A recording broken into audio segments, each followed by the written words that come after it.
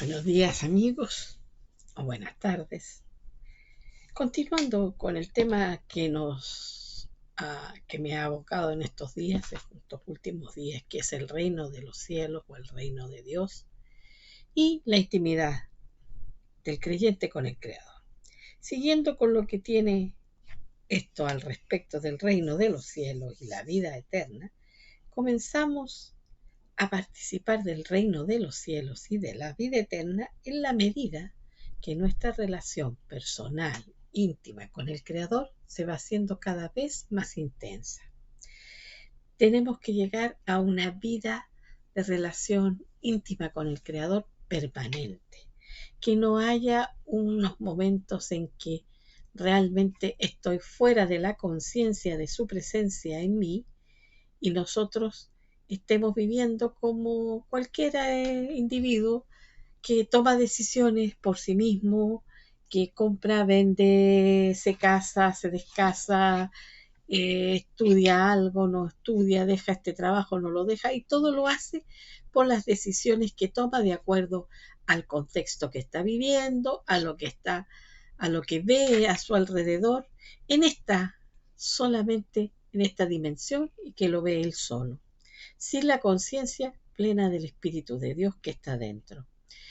Como nosotros hemos despertado a esa conciencia y a través del ejercicio diario de esa comunión íntima con Él, de se levantarse con Él, de acostarse con Él, caminar con Él, eso debería dejar de ocurrir cada vez más, estar en esa relación, y al estar en esa relación tan íntima, empezamos a gozar de vida eterna porque empezamos a avanzar en el conocerle, en conocer al Padre y a quien Él ha enviado, y el reino de Dios se empieza a manifestar a través del gobierno de Él en nuestras vidas.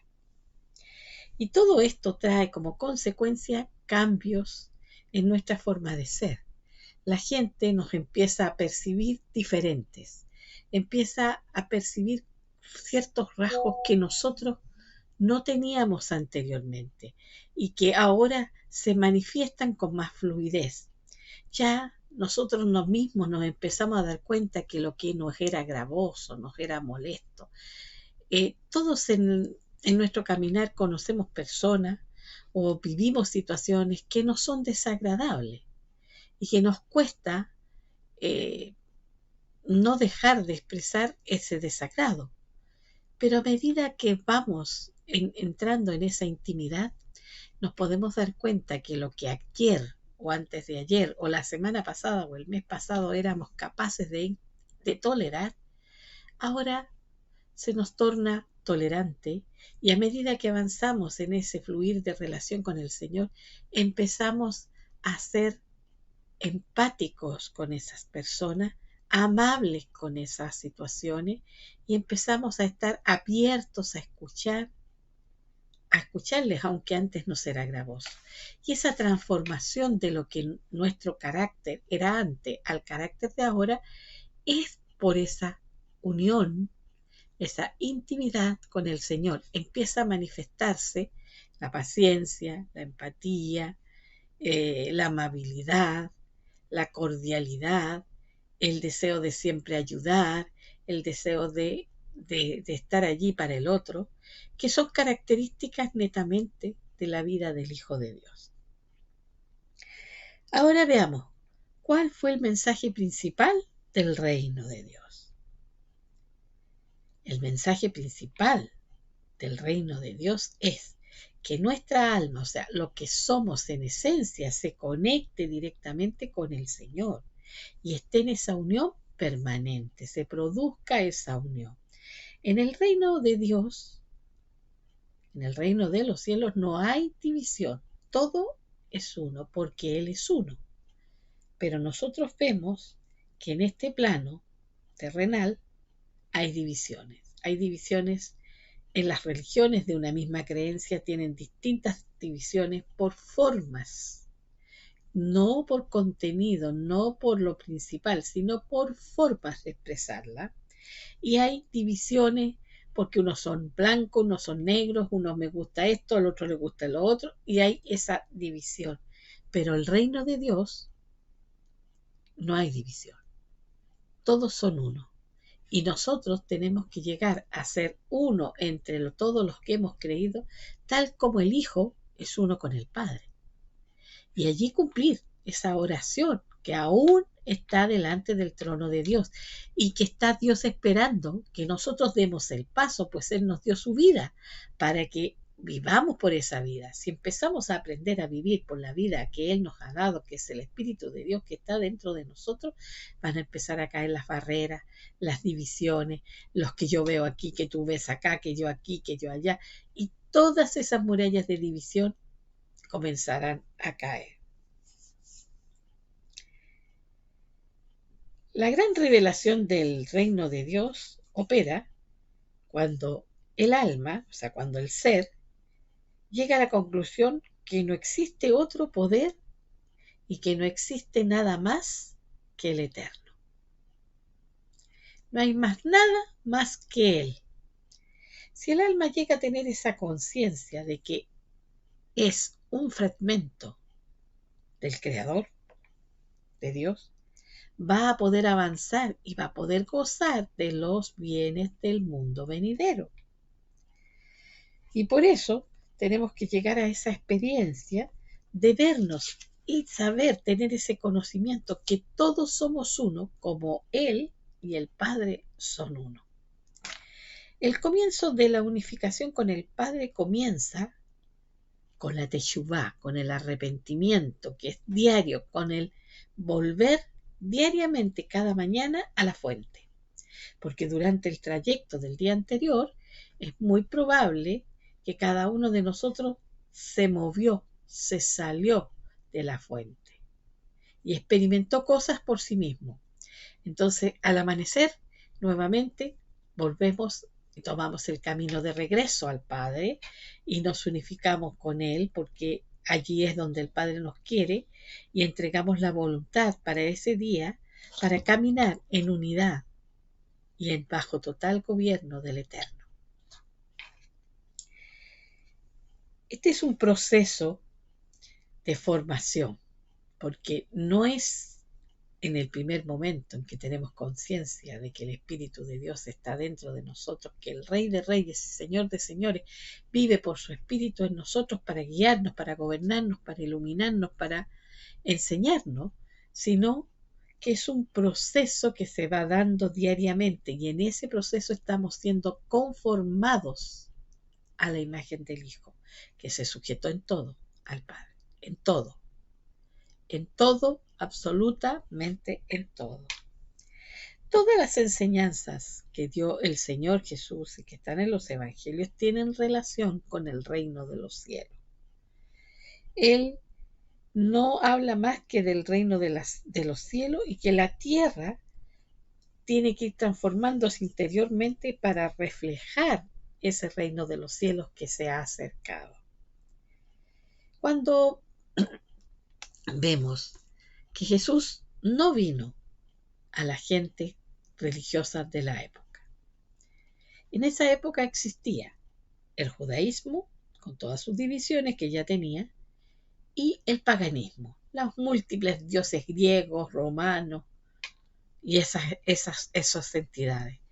Jesús no vino ni a los judíos, ni a los fariseos, ni a los saduceos, no vino a ellos, ni tampoco fue a donde estaban los que adoraban a los dioses paganos, a los ídolos, sino que Él fue a la gente común y corriente del pueblo, que quizás la gran mayoría que provenía del pueblo de Israel tenía una fe en el Creador y que asistía a la sinagoga los sábados y las fiestas.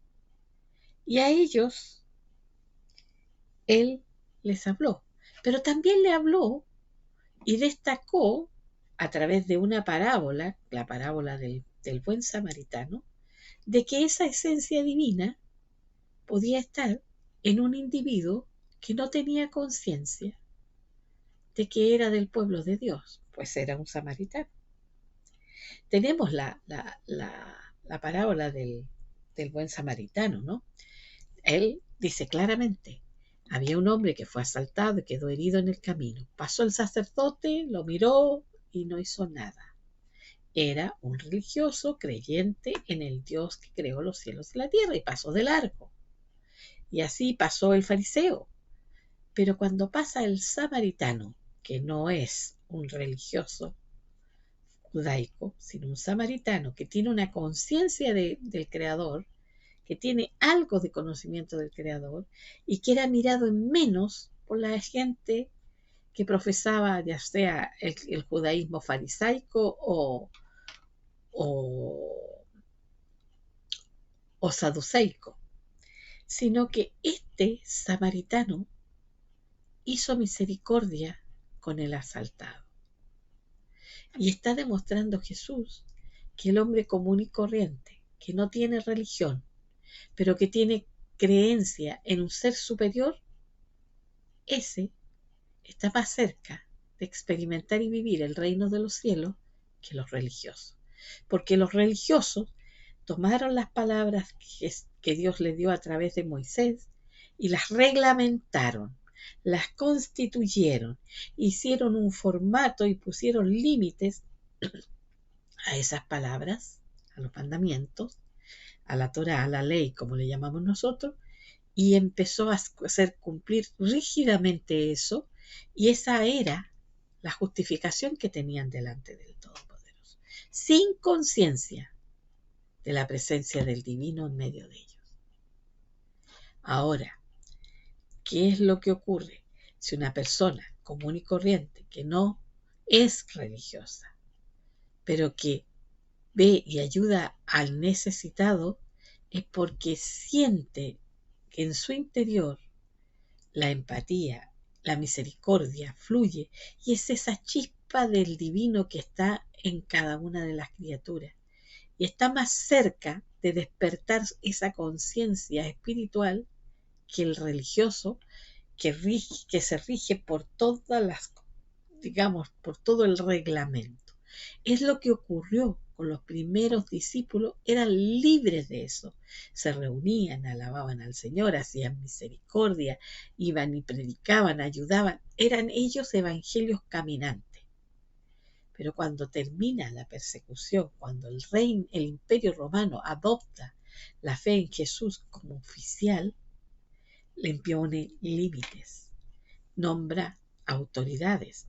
Y esas autoridades cada día comenzaron a parecerse a las autoridades humanas del imperio y se forma el gran imperio de la Iglesia Católica Apostólica Romana, que se aparta totalmente de lo que es el reino de los cielos y el reino de Dios. Y de allí, con los años y los siglos, surge el protestantismo, que tampoco pretendía arrasar con el catolicismo, sino reformar el catolicismo, cosa que no lo logró, y por lo tanto se levantó como una fuerza contraria a la Iglesia Católica Apostólica Romana, pero conservando mucho de la liturgia, mucho de las formas, y fue instituyendo con nuevas leyes y fue poniéndole un marco, y de allí surgieron después todas las denominaciones protestantes que existen hasta el día de hoy, hasta las más pequeñas que podemos tener en nuestro país, porque nosotros tenemos una gran cantidad de divisiones y muchas de ellas ni siquiera están reconocidas por los consejos pastorales ni nada por el estilo, sino que surgen así como callampas, miércoles, y también colocan un estatuto en torno a una figura principal, que es la figura del pastor, que es intocable. Pero qué lejos está que cada creyente allí tenga la libertad de empezar a experimentar su relación personal íntima con el Creador y la palabra, y que cuando se reúnan fluya lo que cada uno de parte del Todopoderoso recibe. Y se conforman los hermanos con ir a sentarse a escuchar.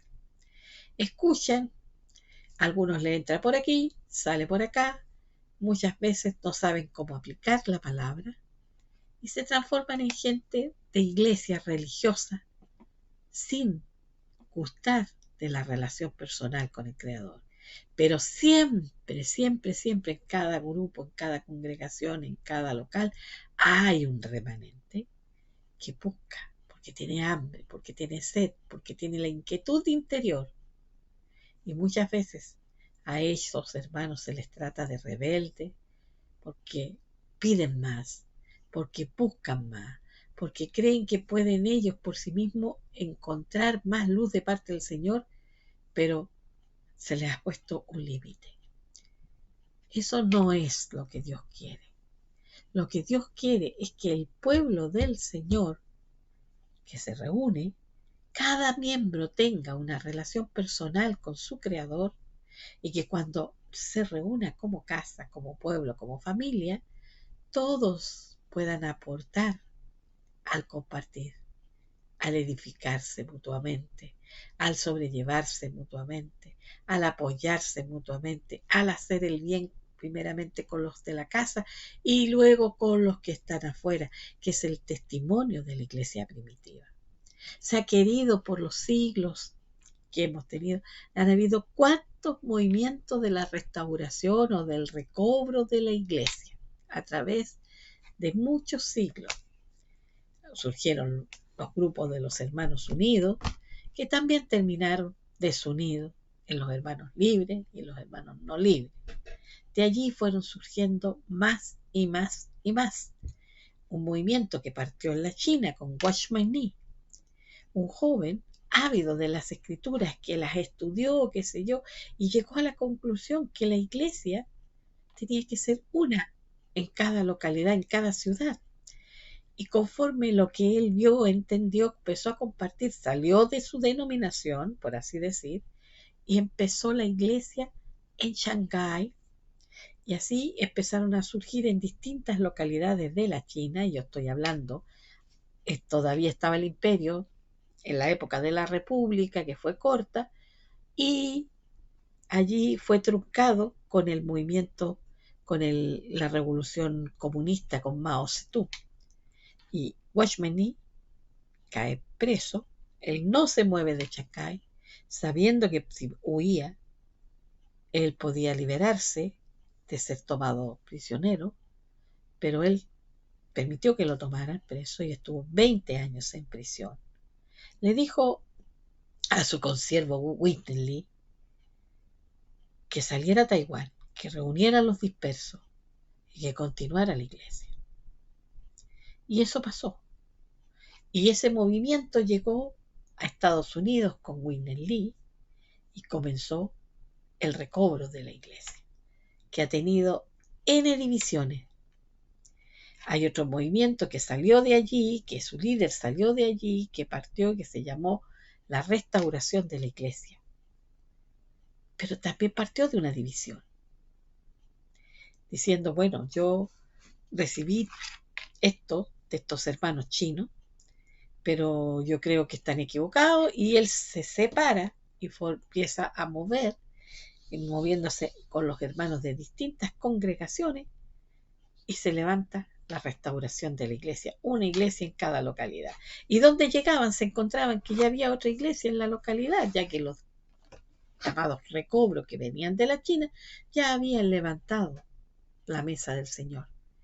Y así tenemos el movimiento de las iglesias en las casas, el movimiento de la iglesia primitiva, que han sido un tratar de copiar lo que está en el libro de Hechos. Pero el asunto está no en copiar lo que está en el libro de los Hechos, sino que cada creyente pueda tener la conciencia que el Espíritu Santo le mora, con el cual puede estar en comunión permanente para ser edificado, para dejar ser al Espíritu de Dios, al Señor que fluya por él, y esa vida de Cristo se empiece a manifestar en su vida, en la vida de sus hermanos, y se pueda ver que todos aquellos que han creído en Él son uno. Pero no es un movimiento, no es un movimiento. La iglesia le pertenece a Él. Le pertenece a Él como el reino le pertenece a Él. En la actualidad lo que vemos es un cuerpo, porque se dice que la iglesia es el cuerpo de Cristo, desconectado de su cabeza. Hay una cabeza, por supuesto que la hay, pero es una cabeza humana institucional. Y si nosotros volvemos por el principio a tener esa comunión personal, íntima con el Creador, diaria, con conciencia que Dios nos mora, con conciencia que tenemos que considerarlo en todas las cosas, en todas, no en las difíciles, en las fáciles y en las simples también, en las cotidianas también. ¿Qué surgiría? Surgiría espontánea la restauración de la iglesia. Y los hermanos tendrían comunión. Los hermanos se edificarían mutuamente y no habría división. Y el mundo podría creer en el mensaje de Jesús porque los vería que son de un corazón y un alma. Así que volvámonos a Él, volvámonos a la relación personal con Él, íntima, porque es lo único que puede hacer manifestar el reino de Dios o el reino de los cielos acá en la tierra. Si te gustó este video, dale like y compártelo.